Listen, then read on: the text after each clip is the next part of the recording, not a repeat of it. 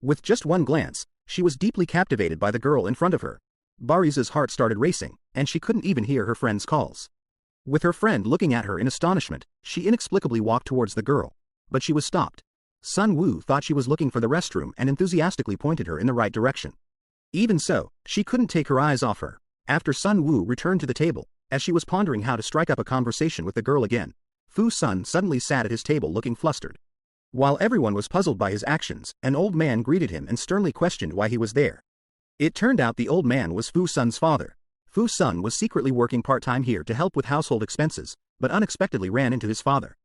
Seeing that he was about to be exposed, Baris seized the opportunity, quickly stepped forward to greet Fu Sun's father, and explained that today was their class reunion. This helped Fu Sun out of the crisis. Although Fu Sun didn't have a chance to say thank you, he was taken away by his father. Watching them leave, Baris's eyes were filled with joy and happiness. Even on the way to work, Baris was reminiscing about the conversation from the day. Just thinking about his bright eyes made him feel exceptionally cheerful. It was as if his entire world became beautiful because of his presence. Even the sound of the drums was filled with joy, as if trying to spread this happiness to everyone. At this moment, he eagerly anticipated the next meeting with Fu Sun, but when Baris returned to the cafe, Fu Sun was nowhere to be seen. Finally, after persistent questioning, the waiter told him that Fu Sun had already resigned. The only clue was that he was attending university near the station. Baris quickly found the school. Despite searching every corner of the campus, he still couldn't find Fu Sun. He wanted to seek help from the student service center, but no matter how nicely he asked, the staff coldly refused him. With no other option, Baris asked everyone he met. Unfortunately, they all said they didn't know him. Finding someone in such a large school was like looking for a needle in a haystack. In the end, he even bought a telescope and climbed to the rooftop. But no matter how hard he searched the school for several days, he never found the person he was looking for. Just as he was about to give up and leave, little did he know, he brushed past Fusun at the corner of the corridor. Just when he thought he might never see Fusun again in this lifetime, he unexpectedly ended up sitting in the same car as Fusun. Fusun recognized him at once and warmly greeted him. This time, Baris didn't get so nervous that he was at a loss for words like last time. Instead, he spoke freely and comfortably. Seeing the sunny, handsome, and spirited Baris, Fusun's mood was also lifted, and she couldn't help but smile.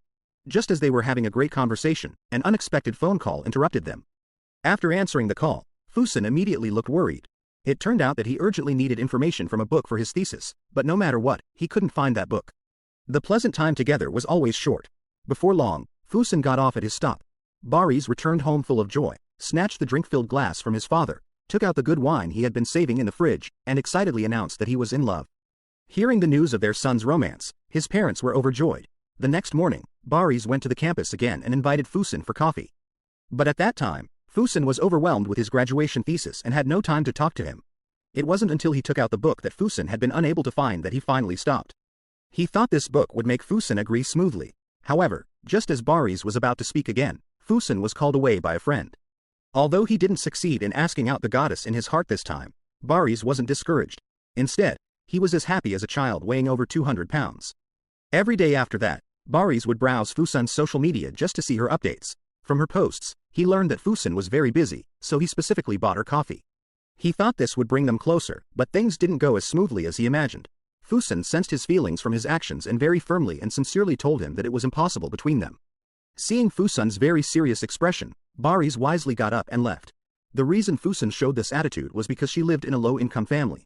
Her mother had been bedridden for years due to health reasons, and her sister had become very depressed after being deceived by a man. Her father had no choice but to pin all his hopes on Fusun. He hopes to achieve excellent grades and get into a higher degree program, so that in the future he has the opportunity to find an ideal job and also has the ability to help his mother. Therefore, Fusun always diligently follows his father's teachings and has consistently excelled in his studies. However, as graduation approaches, he doesn't want to let romance interfere with his academics. Nevertheless, Baris did not stop pursuing Fusun. The next day, he directly went to Fusun's classroom. Fusun angrily called Baris out of the classroom and told him not to disturb his studies again. Things aren't as romantic as you might imagine. In Fusun's eyes, such pursuits seem quite dull. Just as Baris was hesitating on how to explain, Fusun's classmate Haydar came over. It was from Haydar that Fusun finally learned the whole story. It turns out that Baris's presence in the classroom wasn't a coincidence. Baris is not only an outstanding bar drummer but also a genius senior in the school's architecture department and one of the designers of their teaching building's blueprints. It wasn't until after Baris left that Fusun realized how awkward he had been. That day, Baris saw Fusun at school again and thought she was running towards him. but unexpectedly, she was embracing another man. Wanting to find out more, Barış followed them to the classroom, watching them talk intimately. This made Barış feel extremely uncomfortable. At that moment, Füsun turned around and saw him. Barış quickly got up to leave, but Füsun chased after him, angrily accusing him that if he had a boyfriend, he should have been upfront about it instead of using the excuse of being busy to deceive him. These words left Füsun completely confused. Before he could think of how to explain, the man openly admitted that he was gay. Upon hearing this, Barış was overjoyed and quickly greeted him, saying, "Being gay is great," with excitement. His admiration for Füsun also slipped out. The atmosphere at the scene suddenly became very subtle. Barış, like a child who had made a mistake, turned and walked towards Füsun. Faced with Barış's heartfelt confession, Füsun's firm attitude changed. She reached out her warm hand to comfort the man who was in tears. In the face of the great wave of love, she ultimately faltered. Even the nearby light bulb was moved to tears. Then, Barış took Füsun to his workplace. Not only did she formally introduce Füsun to everyone, but she also found various ways to make him laugh, picking fruits from trees for him to taste, and even singing love songs to her beloved Füsun. Füsun, sitting in the audience, always had a happy smile on his face. After some time, she proudly took him back to her home, where her parents were full of praise for the girl who was about to become part of the family.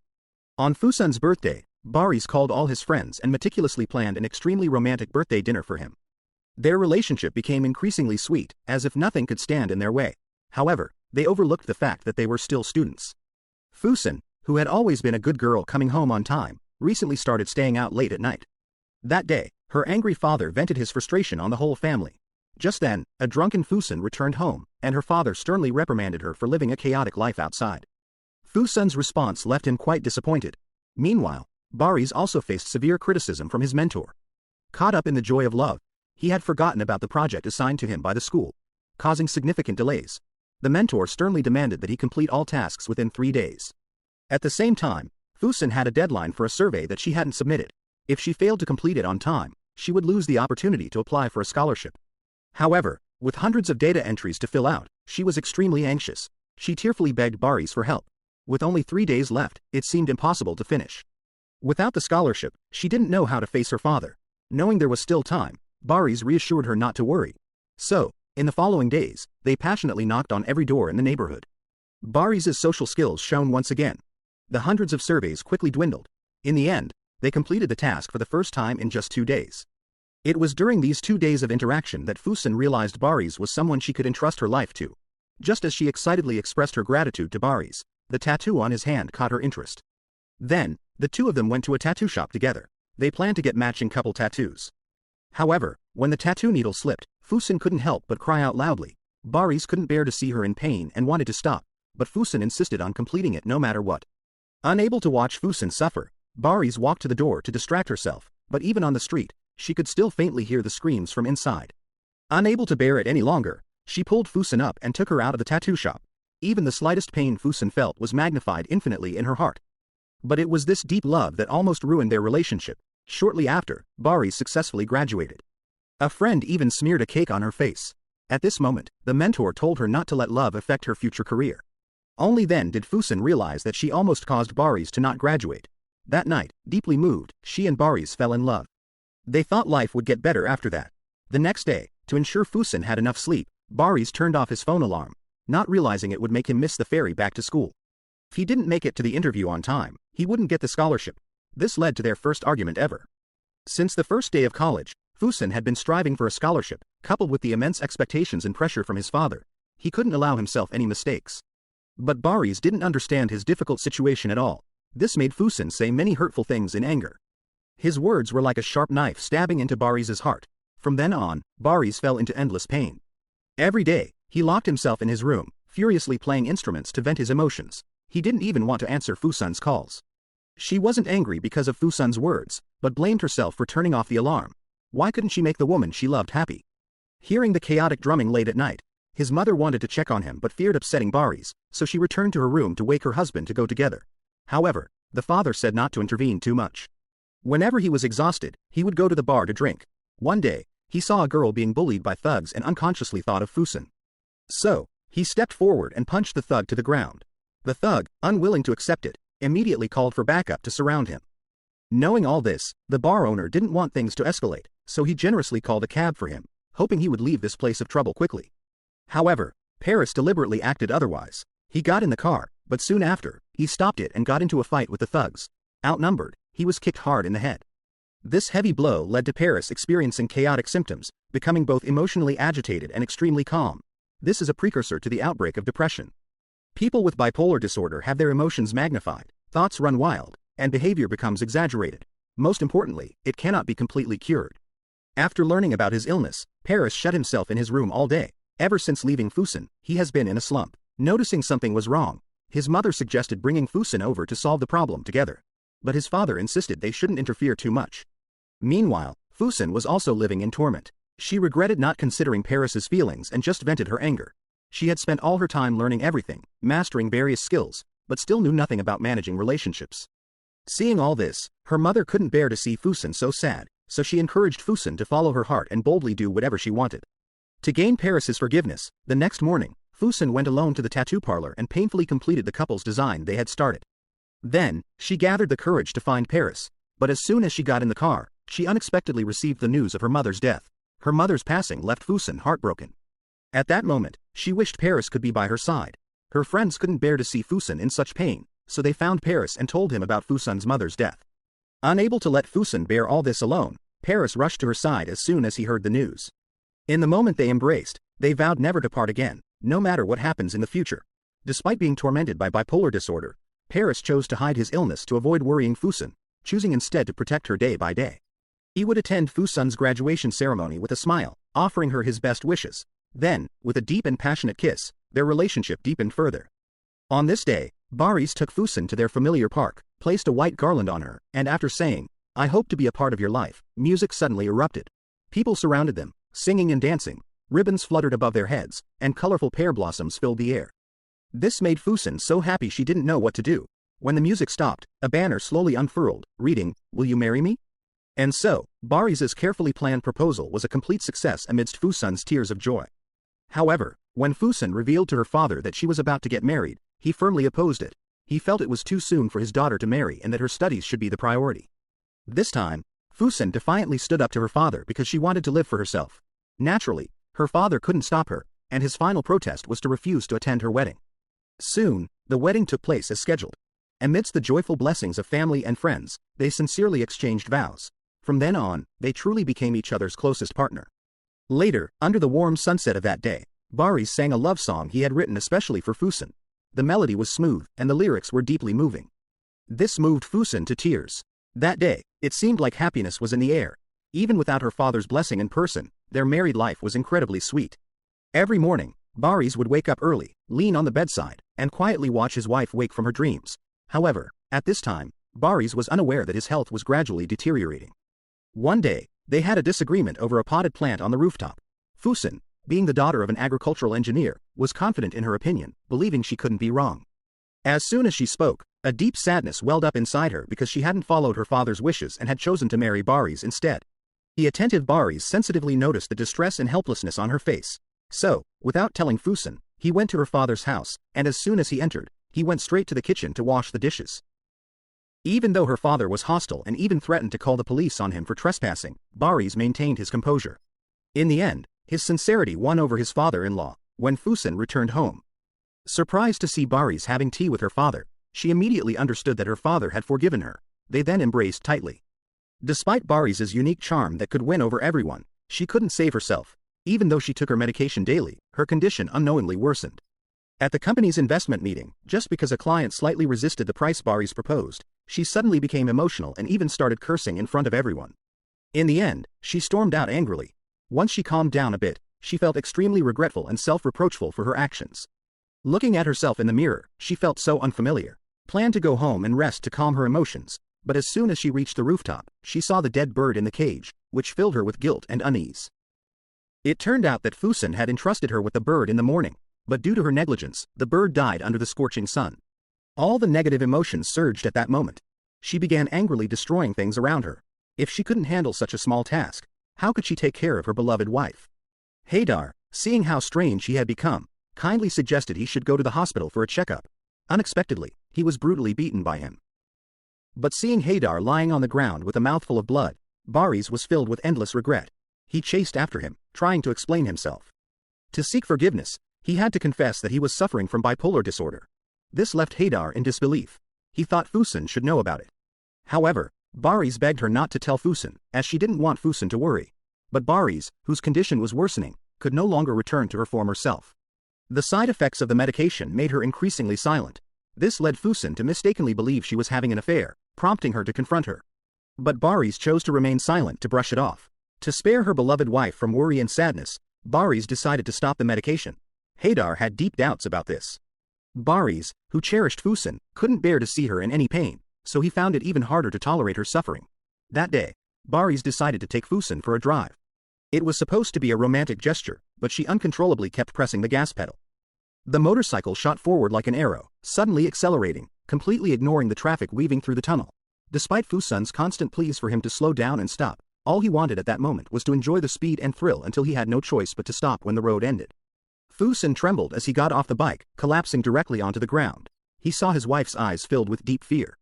Only then did he realize he might have lost control earlier. He immediately fell to his knees in front of Füsun, loudly confessing his mistakes. Seeing her husband in such self-reproach and pain, Füsun hurriedly comforted him. Since the incident, Barış had been deeply affected and couldn't let it go. She couldn't even handle the pain of getting a tattoo for Füsun, so how could she accept that she had threatened Füsun's life? After much deliberation, she decided to end her own life to protect him. She then recorded the last video of her life. To leave no regrets, she first took Füsun to a grand party one last time, then sang him a beautiful love song for the last time, sneaked into the neighbor's orchard to pick sweet peaches for him one last time, and relived the joyful moments of their past romance one last time. It wasn't until midnight that they lay quietly on the grass, exhausted, gazing at the star-filled sky. Barış held Füsun tightly, repeatedly expressing his deep love. This was also his final farewell. While his wife was away on a business trip with friends, Barış went alone to the seaside, picked a yellow and white fragrant flower, and gazed at it for a long time. She was as beautiful as Füsun, so Barış would rather die than not protect her. Meanwhile, Füsun, who had returned from the trip, prepared a table full of delicious dishes waiting for her to come home. However, strangely, it was the first time Barış didn't return all night, and no one answered his phone. After waiting anxiously alone all night, he received a call from the police station. He rushed to the scene, only to find Barış's car left behind. The police suspected he might have met with misfortune or taken his own life. Füsun was skeptical about this. He couldn't believe Barış would abandon him like that. He was such an optimistic and cheerful person. The police must have made a mistake. After that, Füsun waited day after day by the seaside, always hoping for the day he could reunite with him. Until he couldn't bear to watch anymore. When he revealed Barış's condition to him, he suddenly realized it. Then, he fell into endless regret and collapse. He regretted not noticing Barış's emotions. Recalling the police saying that Barış might have left a note at home, Füsun hurriedly drove back home. Memories of the past flooded his mind. Suddenly, he remembered Barış previously fiddling with a CD in the room. He rushed home as fast as he could and began searching frantically. Finally, he found the CD in a drawer. It was labeled, "My Dear Füsun." He then shakily started playing the video. Watching the familiar face on the screen, Füsun felt like the sky was falling. At that moment, tears streamed uncontrollably down his face. In the video, Barış repeatedly expressed that he loved him more than the world itself. He didn't want his love to hurt Füsun. In the end, Barış sincerely apologized for his departure. After watching the entire video, Füsun collapsed in front of the screen, overwhelmed with grief. However, the fact of Barış's departure was irreversible. She left this world forever, carrying her love for him.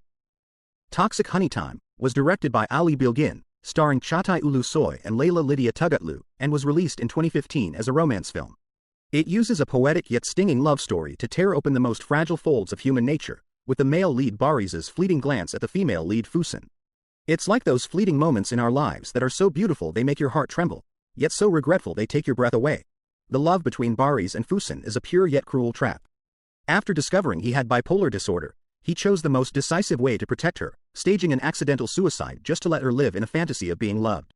This self-destructive passion leaves the audience both heartbroken and shocked. She loved him more than herself, even at the cost of ending her own life. However, the film is more than just a love tragedy.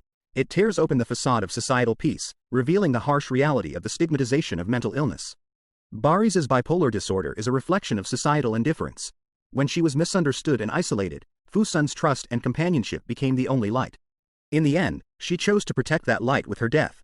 This precisely illustrates the struggle and dignity of human nature in dire situations. The movie's ending doesn't resort to a cliched happy reunion, but instead leaves us with a deeper insight. Perhaps the most precious moments in life are those destined to disappear. The meeting, parting, and reunion of Paris and Füsun are like a meteor streaking across the night sky, brief yet dazzling. It reminds us that love is not about possession, but about fulfillment. The meaning of life is not to avoid pain, but to choose to believe in beauty even amidst brokenness. Just like the metaphor in the movie, where honey is the intertwining of sweetness and death. This Turkish film wraps reality's dagger in extreme romance, prompting us to think and teaching us to redefine the weight of life on the border of love and pain. Perhaps, as netizens lament, we cry not for love, but for our own hearts that dare not fully commit. If fate is destined to be a poisonous adventure, may we all, like Barış, leave the sweetest memories for our loved ones, even if it means a lifetime of pain. Alright, that's all for today's movie sharing. Please like, comment, and share. Looking forward to our next encounter.